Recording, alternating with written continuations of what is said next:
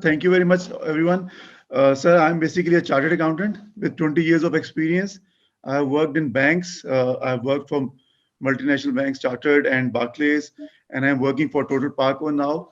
I've worked here in finance department as well, and currently I'm looking after strategy department of Total Parco. Um, we had this presentation with Agra was kind enough to hear the industry, and they were very patient to hear us all previously before. So some reputation. So apologies for that in the beginning. Coming in after so many people, my job is a bit easy because quite a few points have been shared, but it's difficult as well to actually make some value addition in this. So I'll try to highlight the points which are not so far being touched upon. So I'll share global insights. We have studied a few models of various countries. They are underdeveloped countries as well, like us, and a couple of developed countries. I'll highlight the few points, the learnings that we can take from these things. For example, one thing we can learn is that industry shifted to price change once a week instead of price change every now and then. So in some countries, industry is changing price on Tuesday only. It's a market norm. Then we have a fear in Pakistan that a price will be different in Karachi and will be different in obviously north side. I think that fear in globally we have seen that fear has been catered that a company was allowed to make one price all over the country. So if PSO is setting price in Karachi, same price can be set in Lahore as well if they do their transport costs and other things on a weighted average basis. So there are some solutions in the global scenario as well. Similarly, we have a fear that uh, a price will be hiked. So we have seen price ceiling in China, in South Africa. What they did, they built in government built in a sufficient gross margin for refineries, OMCs, transporters, dealers, and they set a price ceiling. And nobody was allowed to go above that price ceiling. Though, in my personal opinion, Pakistan is very naturally hedged because of almost 50% imports, almost PSO covering 50% of the market. PSO is a national carrier, we all know. So it's a natural hedge for us where we feel that there will not be a price hike or mischief activities by participants because of these two things, higher imports and high PSO.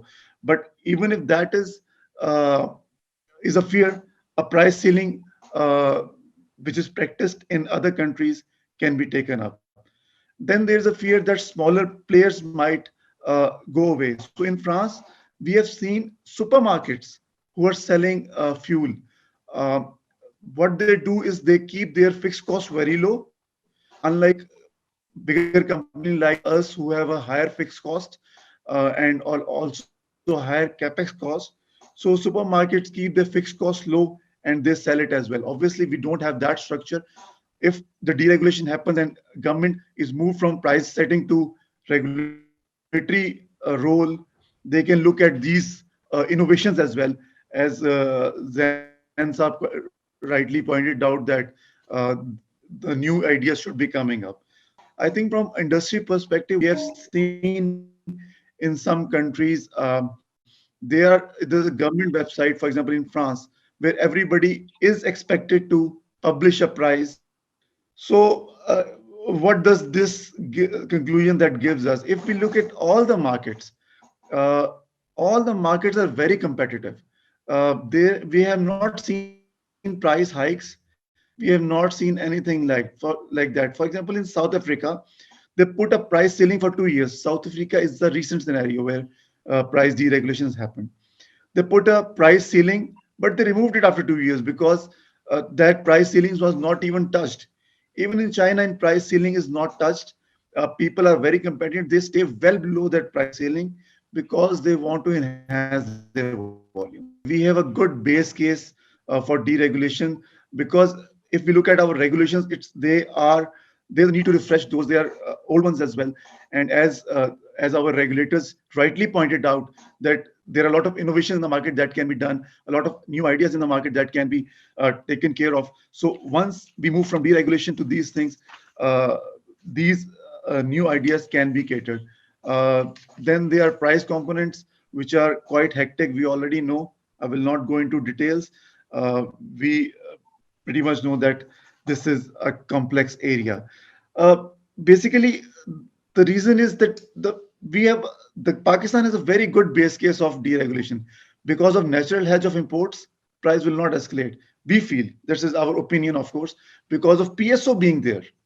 50% of the market, national carrier, national hedge, mischief is very risk is very low that कोई मिसचीव करेगा कोई price बढ़ाएगा सो दूसरा हमने एलपीजीज की बात हुई 95 97 lube furnace oil हमने इनमें करके देखा है कि डीरेगुलेशन हुई है चीजें इतनी गलत नहीं हुई but yes sir rightly pointed out that F furnace oil के केस में कुछ इश्यूज चल रहे हैं but if deregulation happens government focus can shift from price to catering of these issues and long term policies.